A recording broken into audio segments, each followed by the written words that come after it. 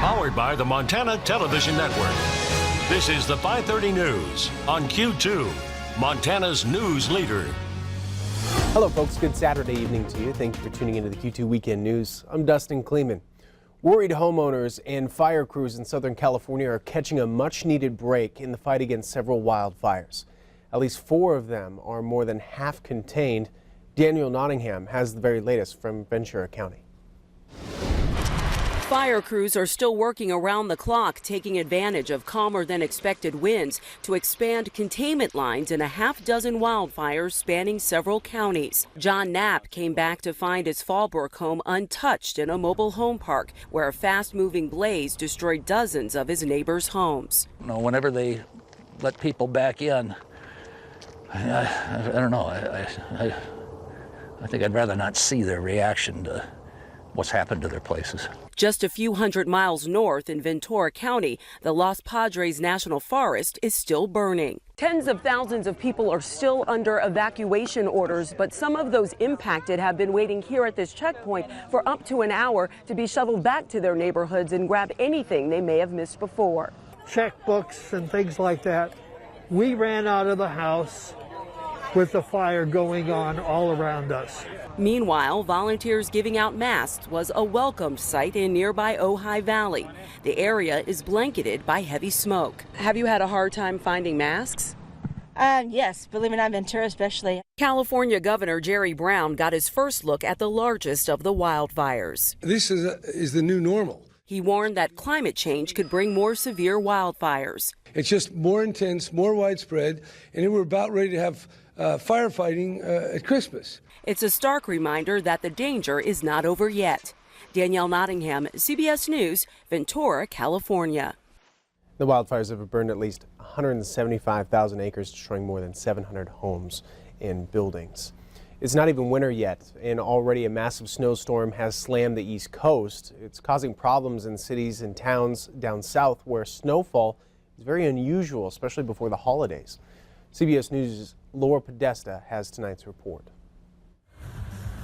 In Birmingham, Alabama, snow blanketed the streets and made driving slow going. In one suburb of Atlanta, 8 inches came down.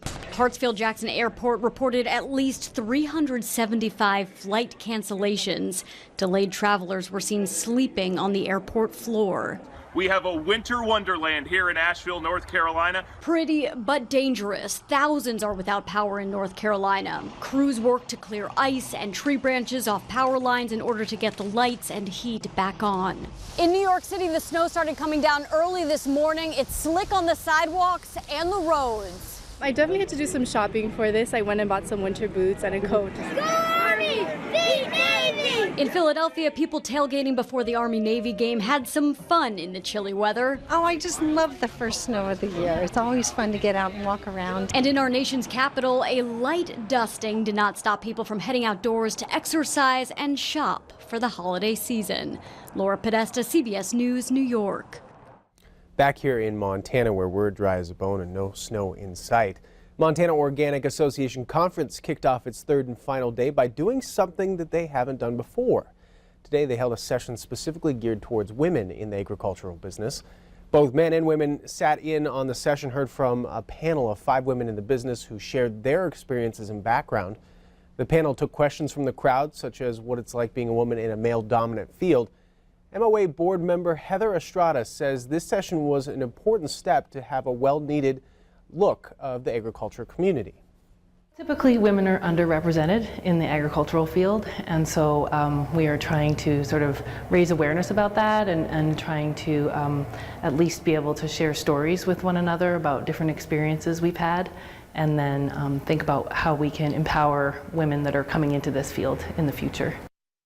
Estrada says there are plenty of openings for women in the agricultural field. Many ways to get in, including marketing, finance, research, science, and if any of it interests you, you can visit our website for more information. We go to a story that we've been following throughout the week itself. A handicapped veteran looking for a wheelchair of his. MTN's Donald, we have the latest story for you right now. After serving in the military as a paratrooper for 32 years, Colonel Tim Gardepee was ready to relax in his home state. Colonel Gardapi is paralyzed from the waist down and requires a wheelchair to get around. Most of the funds to buy this necessary equipment came from donations or right out of the colonel's own pocket. A white 6 by 12 foot trailer containing his track chair was stolen from Gardapi on December 7th near his apartment in central Missoula. First I was shocked, total disbelief.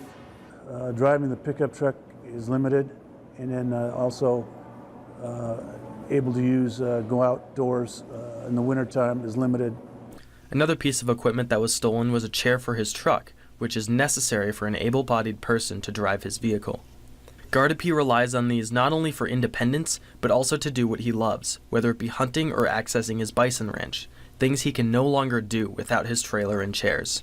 The thing is that these things are needed by Tim, just to be able to get around, to be able to get outdoors, not stuck inside. These are things that are imperative for his well-being.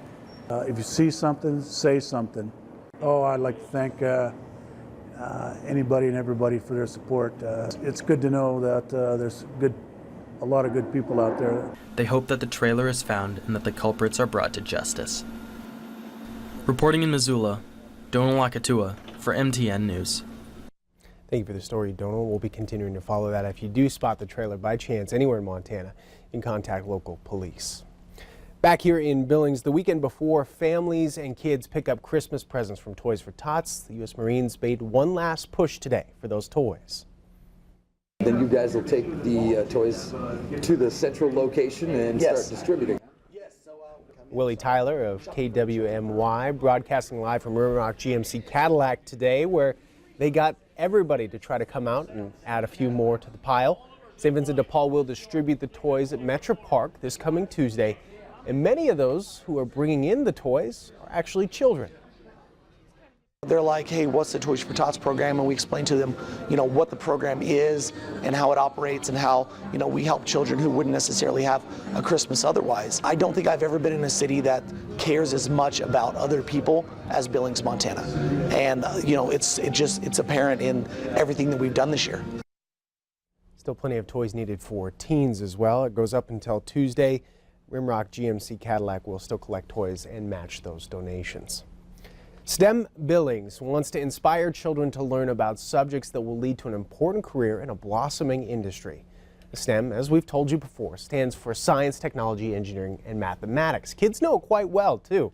The topic today was Writing Code, which celebrates the Worldwide Hour of Code, which introduces students to computer science. According to STEM Billings, there are about 500 job openings currently for writing code right here in the 406. Coding is the language that is behind the scenes, really, when you do anything on a computer. Our purpose for having these STEM Saturday events is that the kids develop a passion for STEM and just that they're always pursuing learning. It's all about being a lifelong learner. STEM Billings has run 3 events for the last 3 years, and the next STEM class will be on healthcare coming up in February. Before Thanksgiving, the Foo Fighters had one date available to perform in Billings, one of the biggest rock groups there is in the world. But Metro Park Rimrock Auto Arena was already booked up for 3 days, the All-American Indian Shootout, which ends today. To make the concert work, Metro management moved one of the key tournaments to the Rockies Fortin Gym. With Sean Backbone and Gordon Reelbird working with us and working with Bruce Parker at Rocky Mountain College. We have our ticket takers heading out there. We have our crowd management folks going out there. And the tournament's going to go seamless the 3rd day of the tournament to Rocky Mountain College. It's going to be a win-win for everybody. That tournament finishes tonight at Rocky. Foo Fighters, the concert starts at 7:30. Metro Rimrock Auto Arena. We would love to see your photos and videos. You can send that to Q2 News Facebook page or tag us on Twitter. Still ahead on the weekend edition of the Q2 5:30 News, doctors have developed a new tool to help identify dementia. We'll have that in the latest medical news next. And later in sports, day 2 of the Billings-Missoula rivalry on the high school court. Which city would come out on top? Over in the Weather Center, in for Rob Griggs, Brett McCrumman. Hello, sir. Hello to you, and we've got beautiful weather out there. Temperatures well above average for this time of year. Let's take a look. We've got 48 degrees currently, west winds at 16 miles an hour, and those warmer temperatures are going to hold up over the next several days. We'll have your complete forecast in just a few minutes. You're watching MTN News with Dustin Klemann. Storm Tracker weather with Rob Griggs. And sports with Casey Conlon. This is the 530 News on Q2, Montana's news leader.